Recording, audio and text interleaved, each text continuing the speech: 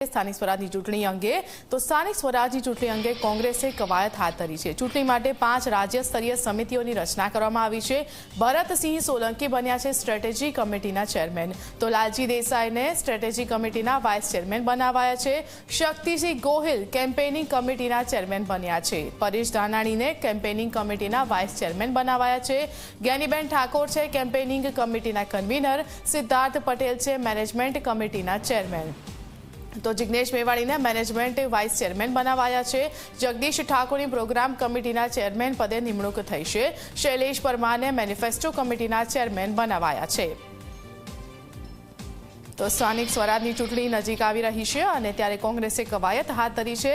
જ્ઞાનીબેન ઠાકોરને મહત્વની જવાબદારી, જે કેમ્પેઇન કમિટી હોય જે પ્રચાર કરવાની છે તેના કન્વીનર બન્યા છે જ્ઞાનીબેન ઠાકોર।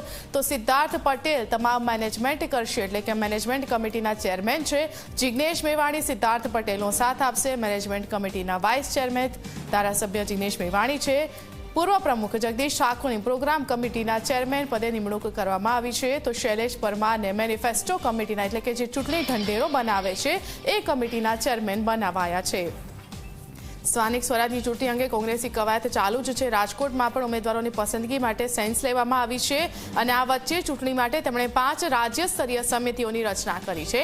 વધુ વિગતો લઈશું સંવાદદાતા ગૌરવ પટેલ ફોનલાઈનથી જોડાઈ ગયા છે। ગૌરવ, કોંગ્રેસે અત્યારથી જ તૈયારીઓ શરૂ કરી દીધી છે, આ કમિટીઓની રચનાનું મહત્વ કેટલું? પંકુની વાત કરીએ તો ગુજરાતમાં સ્થાનિક સ્વરાજની ચૂંટણીઓ થોડા સમયમાં જાહેર થઈ લખી શકાય કે એપ્રિલ મહિનાના અંતમાં અથવા તો મે મહિનાની શરૂઆત સુધીમાં સ્થાનિક સ્વરાજની ચૂંટણી થવાની છે, જેમાં મોટાભાગની મહાનગરપાલિકાઓ, મોટાભાગની જિલ્લા પંચાયતો, મોટાભાગની તાલુકા પંચાયતો, નગરપાલિકાઓનો સમાવેશ થશે, જેમાં લોકલ બોડી ઇલેક્શન થવાના છે। વિધાનસભાની ચૂંટણી પહેલા આ લોકલ બોડીના ઇલેક્શન સૌથી વધારે મહત્વના માનવામાં આવે છે, જેને ધ્યાને રાખીને અત્યારથી જ કોંગ્રેસે તૈયારીઓ શરૂ કરી છે અને જેના માટે અલગ અલગ કમિટી કરવામાં આવી છે। સ્ટ્રેટેજિક કમિટી કઈ રીતે રણનીતિ અપનાવી છે, કમિટીમાં ચેરમેન તરીકે ભરતસિંહ સોલંકી, ચેરમેન તરીકે લાલજી દેસાઈ અને હેમંત મોસાવડાનો કન્વીનર તરીકે સમાવેશ કરવામાં આવ્યો છે, જેનો પ્રચાર કરવાનો હોય કે કઈ રીતે કોંગ્રેસ લોકો સુધી જશે ને લોકોમાં પ્રચાર કરીને પોતાનો વિશ્વાસ સંપાદિત કરશે। એ સમિતિ માટે કેમ્પેનિંગ સમિતિમાં ચેરમેન તરીકે શક્તિસિંહ ગોહિલ, પરેશ ધાનાણી વાઇસ ચેરમેન અને જ્ઞાનીબેન ઠાકોર કે જે એકમાત્ર કોંગ્રેસના સાંસદ છે તેમને કન્વીનર બનાવ્યા છે। ઇલેક્શન મેનેજમેન્ટ કમિટી એટલે કે ચૂંટણી કઈ રીતે લડવી, કયું પાસું નબળું છે, કયું પાસું સબળું છે, સેટિંગ જે વ્યવસ્થાપન ગોઠવવાનું છે તે મેનેજમેન્ટ કમિટીમાં Siddharth Patel chairman, Jignesh Mevani vice chairman અને બિમલભાઈ શાહ અને કન્વીનર બનાવ્યા છે। પ્રોગ્રામ ઇમ્પ્લિમેન્ટેશન કમિટી એટલે કે કોંગ્રેસ જ્યારે લોકો વચ્ચે જવા માંગતી હોય તો કયા કયા કાર્યક્રમોને લઈને લોકો વચ્ચે જશે, તો ઇમ્પ્લિમેન્ટેશન કરવા માટે જગદીશ ઠાકોરને ચેરમેન બનાવ્યા છે કમિટીના, ઇન્દ્રજીત ગોહિલ વાઇસ ચેરમેન અને હિંમતસિંહ પટેલને કન્વીનર બનાવ્યા છે।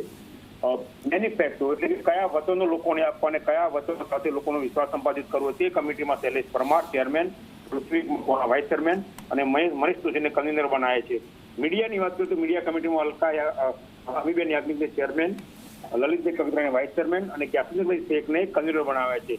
પબ્લિસિટી માટે Kajal Pirzada chairman, Anand Patel vice chairman અને ચેતન રાવલને કન્વીનર બનાવ્યા છે। એટલે કહી શકાય કે લોકલ બોર્ડ ઇલેક્શનમાં કોઈ પણ પાસું બાકી ના રહે, કોઈ પણ જે પ્રજા સુધી પહોંચવાનો મુદ્દો છે તે બાકી ના રહે, તેના માટે અલગ અલગ કમિટીઓની જાહેરાત એઆઈસીસી દ્વારા કરવામાં આવેલી છે। કલ્પના, ગૌરવ, આભાર આપનો માહિતી આપવા બદલ। તો સ્થાનિક સ્વરાજની ચૂંટણીની કોંગ્રેસે તૈયારીઓ શરૂ કરી દીધી હોય તેવું લાગે છે। અલગ અલગ કમિટીની રચના કરવામાં આવી છે, જેમાં જ્ઞાનીબેન ઠાકોર બન્યા છે કેમ્પેઇન કમિટીના કન્વીનર, શક્તિસિંહ ગોહિલ સહિતના નેતાઓને મહત્વની જવાબદારીઓ સોંપવામાં આવી છે।